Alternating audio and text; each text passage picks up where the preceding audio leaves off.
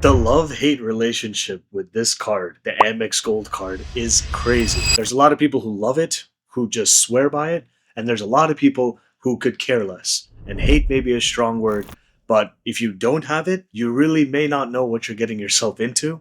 And for folks that have it, just like myself, for multiple years, even as it's evolved and throughout the years it's just changed, it's still a thing where I love it, but I hate it at the same time. And so in this video, I want to go over, if you don't have this card, kind of what you could be looking at, yourself getting into. And then on the flip side, if you have it, not just stating the obvious, but then kind of the bigger picture of why I really do love the Amex Gold, and I wouldn't be where I am today in my credit card journey without, kind of traversing through this card, having it, experiencing it, and then seeing other Amex products really that kind of made the whole suite of everything Amex kind of worth it for me. So let's say you don't have the card. Let's get into it, right? $325 annual fee. Okay, that's the headline.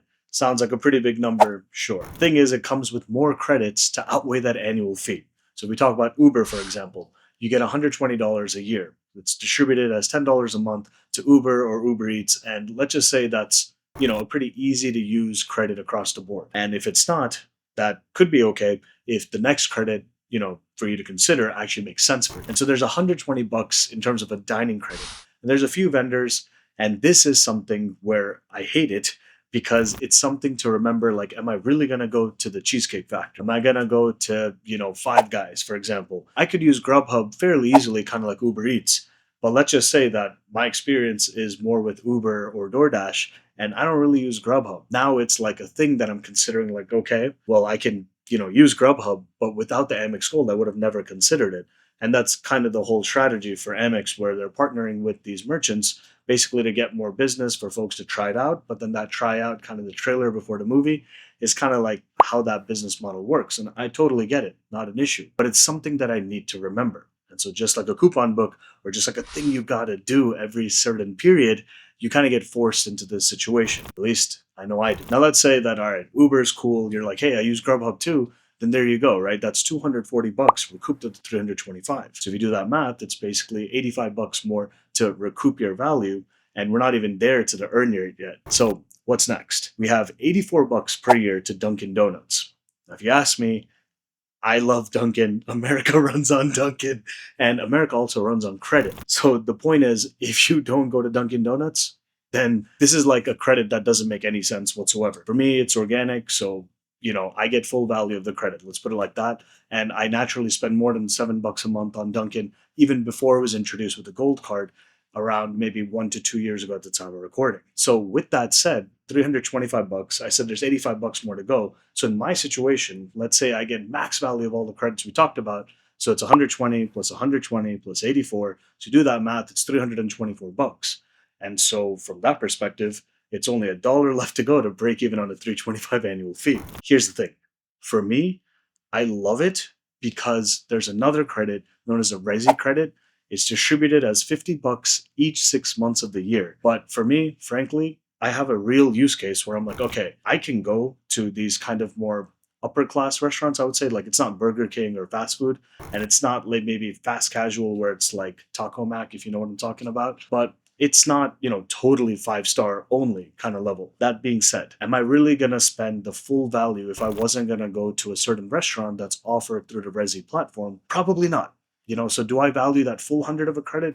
No. Is it worth it as an experience, a date night, something to do? Honestly, it is, and so it's kind of opened, opportunities, let's put it like that, right? So if you just do that math, then that's another $100 given back if that's a part of your spending profile. So you do that math, you're already coming out ahead without even us, again, still getting to the earn rate. So if you don't have this card, it doesn't sound like that bad of a deal. It's actually not bad if you're going to take advantage of all these kind of coupons that you're kind of prepaying for, if we're being real, that are just going against the annual fee. So if we take it from that standpoint, what are we actually getting if this card was basically a no annual fee card? What does the earn rate look like? We're looking at 4x points earned per dollar spent on categories like dining and groceries, which can be very hefty categories and pretty normal, where maybe let's say you shop and don't eat out, or maybe you only eat out and don't shop.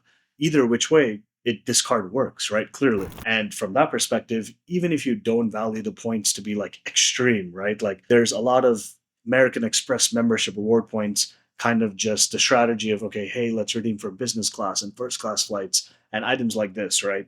If you redeem it for cashback, Amex, you're looking at zero point 0.6 cents per point. So that 4x per dollar spent is like 2.4 cashback equivalent.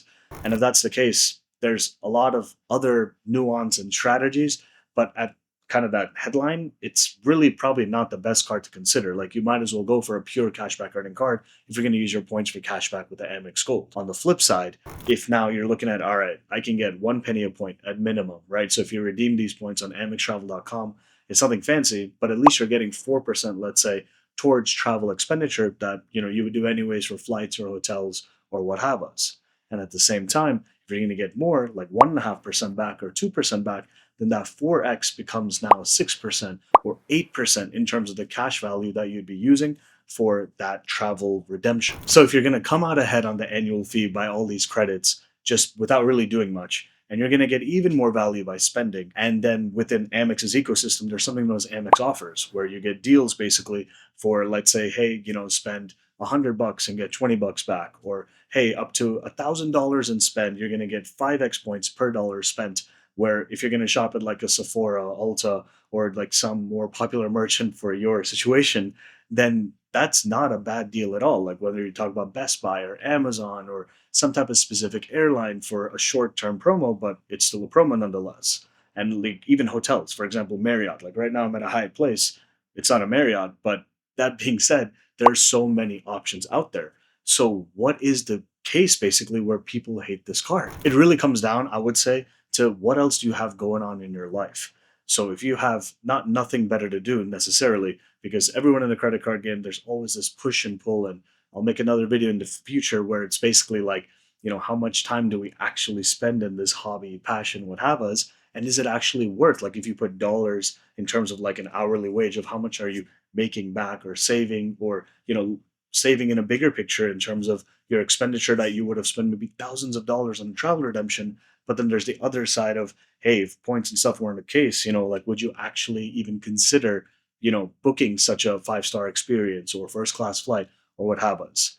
But with all that said, I would say the biggest thing is that coupon book feature of remembering each and every month, like, hey, if it's not a part of your lifestyle, then it's something you have to do. And what you have to do, it's not like it's $100 a month kind of thing. It's, $10 here and there, or like that feeling of, okay, I got to remember this, I got to plan all of those things. And I think as you kind of get maybe, higher income, maybe you have other things to do with your time, right?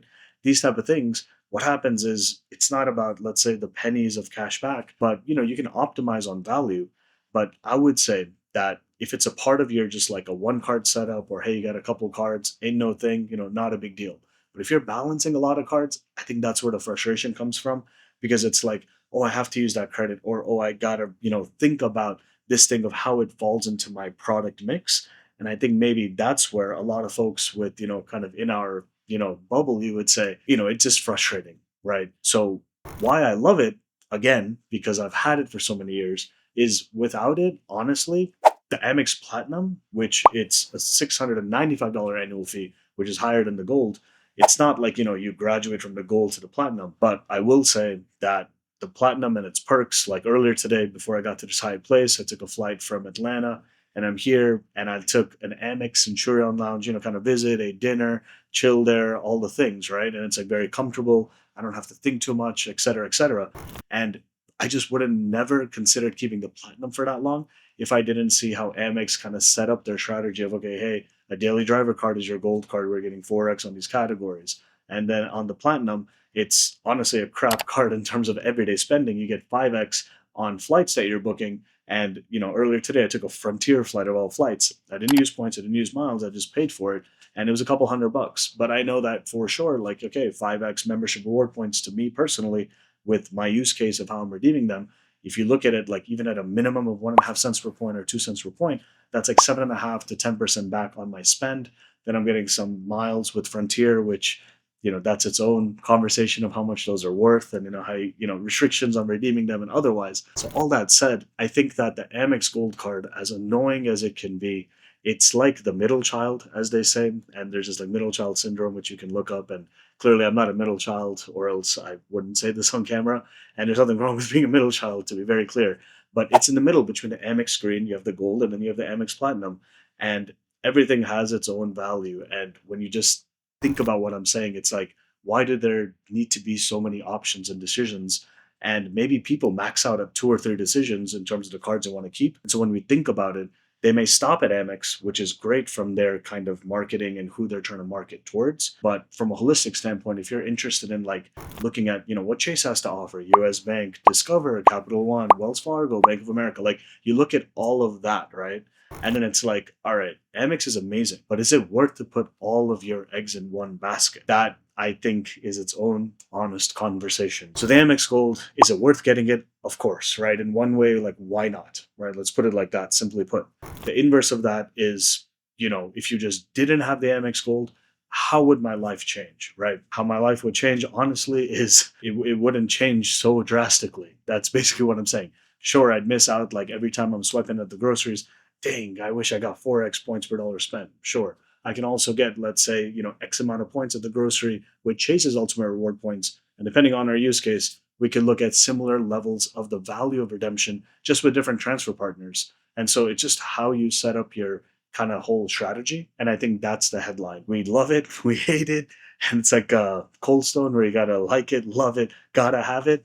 I think gotta have it is a stretch unless you have a strategy and use all these credits. Do you kind of just want it laying around there? I would say that because it has an annual fee, it has something to kind of recoup against. Where when you have a no annual fee card, you don't need to do anything, right? You can just not use it much and you don't need to really think about it. And I think that's the key thing here. It's, hey, they're charging an annual fee. Hey, we're getting the money back. But that step is just totally unnecessary in, someone's decision making and just kind of, strategy as a whole. And so with all that said, the Amex Gold is a beautiful card. And at the same time, if you didn't have it, your life would probably move on and just be just fine. As long as you have another card or two, or however you want to have your strategy set up, where if you didn't have it, then you can just get the same value you would have gotten without jumping through all the hoops of, figuring it out in general.